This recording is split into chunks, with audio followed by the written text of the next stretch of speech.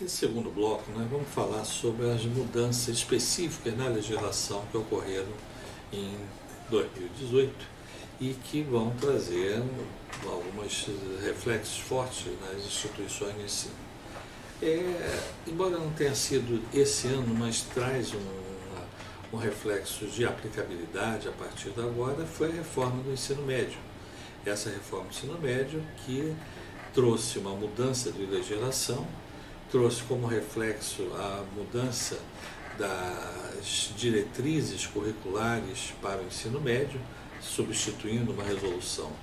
de 2012 do Conselho Nacional de Educação por uma nova resolução e que traz substanciais mudanças para o ensino médio. A gente poderia destacar, por exemplo, o maior incentivo à educação à distância.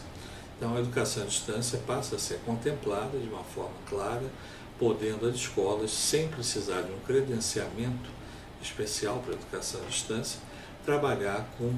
20% nos cursos diurnos, 30% nos cursos noturnos da grade curricular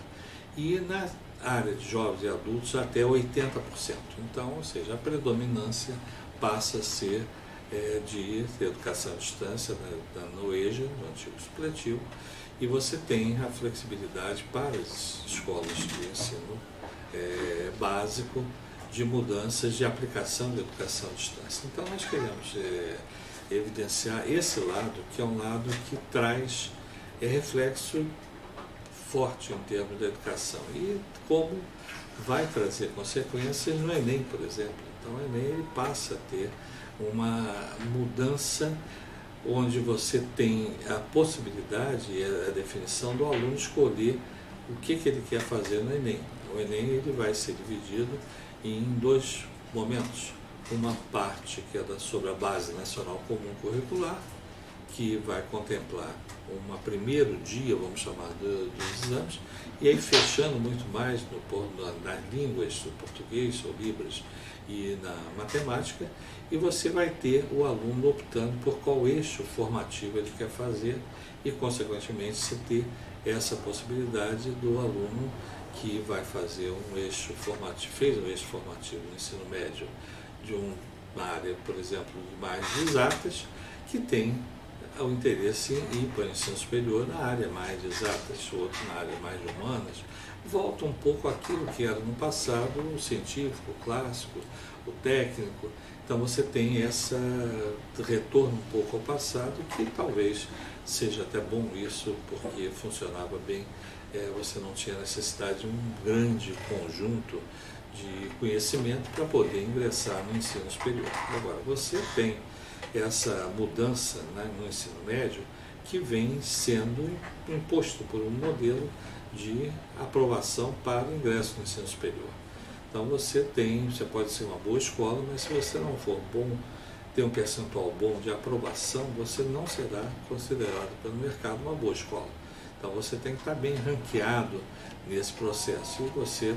tem o ranqueamento através de visões colocadas pelo nosso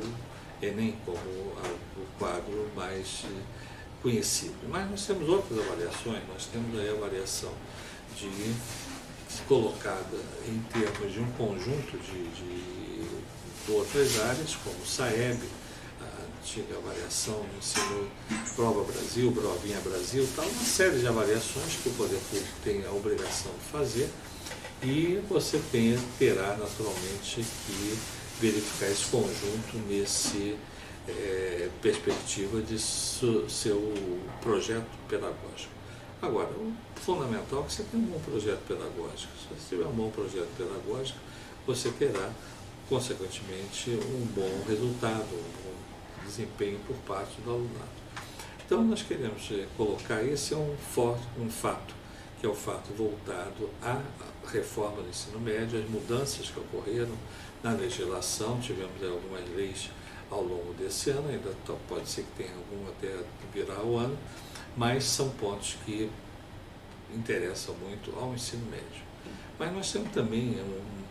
um acelerado, um encaminhamento forte, reflexo de lei passada, mas um resquício ainda, e isso vai durar bom período, é exatamente voltado para a educação inclusiva, a educação, ou seja, a educação chamada especial antes, as pessoas portadoras de deficiência que têm hoje um amparo maior. Nós temos inclusive a necessidade de preparar melhor os nossos profissionais que atuam nas escolas de educação básica, porque são tantas as tipicidades das deficiências que dificilmente você tem profissionais que consigam administrar essas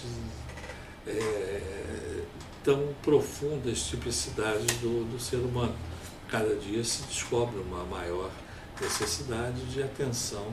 a pessoas que estão com déficit de atenção, pessoas que têm o autismo vem aumentando sensivelmente a detectação dessa realidade,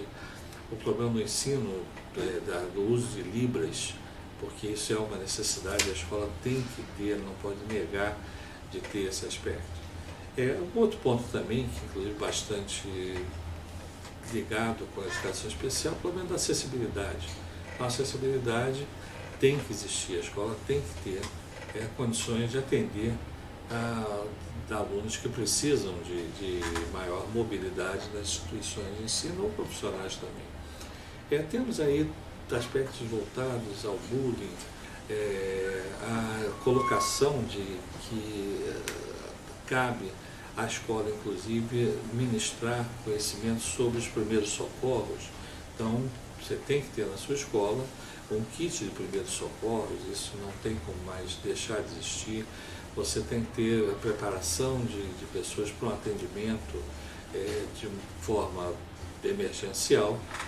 mas você tem que ter pessoas preparadas para isso, que está previsto uma legislação. Algumas leis antigas passaram a ter uma relevância maior nesse sentido, por exemplo, a frequência, as relações que você tem que transmitir para aquele que é o seu responsável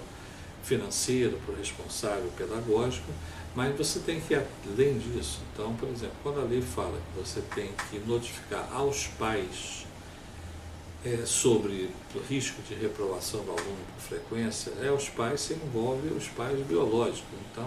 você tem muita situação de conflitos familiares e tudo, mas você tem que trabalhar nesse processo de identificar e notificar aos pais biológicos quando o aluno não vai bem. Pouco importa quem é o responsável financeiro, quem contratou a escola, no caso de escola particular, mas todas as escolas têm a obrigação, tem uma lei que estabelece esse aspecto. Outro ponto também é o problema da diversidade, essa diversidade que precisa ser muito, a escola tem que estar muito atenta a essa diversidade, a mudança de nomes, a mudança de sexo por parte de alunos, alunas, mas isso tem todo um amparo legal nesse sentido. Então nós temos aí um conjunto de leis, nós inclusive disponibilizaremos para todos os participantes que são filiados aos serviços de consultoria ou de orientação jurídica educacional do Instituto de Pesquisa de Administração da Educação, essa consolidação, esse conjunto de normas que vigoram. E se você olhar só em termos de leis federais, nós temos mais de 100 leis federais que se aplicam às escolas, à comunidade educacional. Se nós formos às leis estaduais, nós aumentamos isso, se nós formos para as leis municipais, nós vamos chegar a 100 mil leis vigorando em termos de educação brasileira. Então nós temos, você que está na escola, você que está na comunidade educacional, você tem que estar muito atento a essas mudanças e, naturalmente, tentar ter um